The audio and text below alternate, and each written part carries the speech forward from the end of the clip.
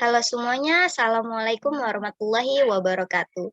Aku Zalul Nur Kamila dari kelas 11 IPA 1. Di video kali ini aku akan menyampaikan salah satu materi dari mata pelajaran fisika yaitu tentang gelombang, lebih tepatnya gelombang mekanik. Jadi, apa itu gelombang mekanik? Buat kalian yang belum tahu apa itu gelombang mekanik dan bagaimana sih cara menghitung gelombang mekanik itu, atau apa saja sih gelombang mekanik dalam kehidupan sehari-hari? Simak video ini sampai akhir, oke? Jadi yang akan kita bahas di sini, yang pertama itu tuh ada pengertian. Apa sih gelombang mekanik itu? Yang kedua ada jenis. Ada berapa coba jenis-jenis dari gelombang mekanik? Kemudian yang ketiga ada rumus. Kita akan mengetahui bagaimana bentuk rumus dari gelombang mekanik tersebut. Dan yang terakhir ada contoh soal sekaligus pembahasan. Contoh soal sekaligus pembahasan ini agar kamu dapat mengerti apa yang disampaikan pada materi ini. Kita lanjut ya. Yang pertama itu ada pengertian. Jadi, gelombang mekanik itu adalah gelombang yang dalam perambatannya memerlukan media atau perantara yang menyalurkan energi untuk keperluan proses penjalaran sebuah gelombang. Jadi bisa disimpulkan sebuah gelombang yang dalam perambatannya dia memerlukan perantara. Sama kayak suara. Salah satu contoh dari gelombang mekanik itu. Karena melalui suatu perubahan tekanan udara dalam ruang. Jadi kayak rapat, renggang, itu molekul-molekul udara, disitulah adanya gelombang mekanik. Kemudian yang kedua, di pantai bisa dilihat seperti ombak. Ombak juga merupakan gelombang mekanik yang mana memerlukan air sebagai mediumnya. Jadi untuk rapat renggangnya itu tuh atau besar kecilnya itu tuh memerlukan perantara. Oke, kita lanjut. Kemudian gelombang-gelombang ini memerlukan media untuk dapat merambatkan gelombang. Apa aja? Yang pertama ada gelombang air. Yang kedua, gelombang bunyi. Yang ketiga, gelombang tali. Dan yang keempat, ada gelombang slinky atau pegas. Kita lanjut ya.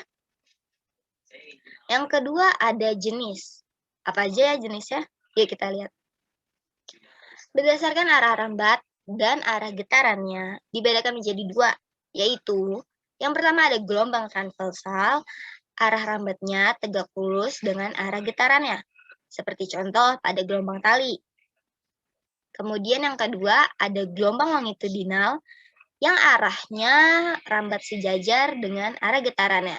Contohnya seperti gelombang pada slinky. Kita lanjut. Yang ketiga ada rumusnya. Siap-siap ya untuk melihat rumusnya. Tenang, ini nggak sulit kok. Ini sangat mudah. Persamaan yang digunakan dalam gelombang itu biasanya T sama dengan T kecil per N atau F sama dengan N per T kecil. Terus, dan juga bisa digunakan T sama dengan T besar sama dengan 1 per F, F sama dengan 1 per T besar. Bisa dijelaskan di sebelah kanan. Jadi T ini merupakan periode dengan satuannya sekon. Sama, T besar dan T kecil satuannya sekon. Yang membedakan adalah T besar ialah periode, sedangkan T kecil adalah waktu. N ialah banyaknya gelombang atau berapa kalinya gelombang itu, dan F adalah frekuensi dengan satuannya Hz. Kita lanjut. Kalau untuk menentukan cepat rambat gelombangnya, kita bisa pakai dua rumus ini. Kalau yang pertama, F sama dengan ini dibacanya lambda dikali dengan F atau V sama dengan lambda per T besar. Jadi ini lambda ialah panjang gelombang dengan satuan M. V adalah cepat rambat gelombang yang satuannya adalah meter per sekon. Dan T besar adalah periode dengan satuan sekon. Kita lanjut. Ini dia contoh soal dan pembahasannya. Oke, ini bisa dilihat. Di sini adalah tentukanlah pada gambar berikut. Jadi yang pertama ditanya A, frekuensi getaran, B, panjang gelombang, C, cepat rambat gelombang. Yang A itu ditanya frekuensi, sedangkan di sini kita belum tahu time-nya atau waktunya itu berapa. Jadi kita mencari waktunya dulu. Jadi gimana cara mencari waktunya? Kita gunakan rumus T besar sama dengan T kecil per N. Jadi kita cari dulu periodenya, baru nanti bisa mencari frekuensi seperti ini. Jadi ini waktu dibagi dengan N, jumlah gelombangnya. Oke, jadi 8 per 2 sama dengan 4 sekon. Kenapa 8? Karena dia berhenti sampai sini. Terus kenapa 2 N-nya? Karena satu gelombangnya ialah 2. Oke. Satu gelombangnya. Satu begini, satunya lagi di sini, 2. Oke, berarti kan? Nah, setelah dapat 4 sekon, baru deh kita masukin rumus frekuensinya. F sama dengan 1 per T. T-nya berapa tadi? T-nya 4, berarti 1 per 4. Atau bisa disebut, bisa didesimalkan menjadi 0,2 Hz. Kemudian yang kedua, panjang gelombang. Kita pakainya lambda. Oke? Sama, sekarang kita carinya S. Sekarang S-nya itu tuh berapa panjangnya nih? Ya, 16 cm. N-nya berapa tadi? Gelombangnya ada berapa? 1, 2. Ada 2. Berarti 16 dibagi 2 adalah 8 cm. Berarti panjang gelombang satunya adalah satu ini. Ya, itu adalah 8 cm. Kemudian yang terakhir, cepat rambat gelombang. Cara cepat rambat gelombang ini dicarinya dengan V sama dengan F kali lambda. Oke, sekarang kita udah ketemu kan, tadi F-nya tuh berapa?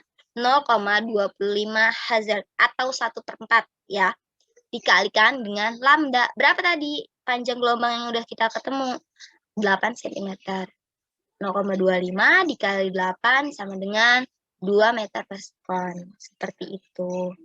Jadi, gimana? Mudah bukan? Ini yang penting kita tahu rumus awalnya, untuk ditanyanya apa, nanti kita bisa ditukar-tukar aja, gitu. Mudah bukan? Jangan lupa untuk kalian perbanyak lagi contoh soal yang lain-lainnya, supaya kalian mudah mengerti dan memahaminya.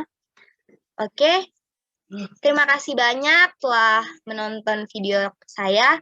Semoga bermanfaat. Kurang dan lebihnya mohon maaf. Sekian dari saya. Wassalamualaikum warahmatullahi wabarakatuh. Dah.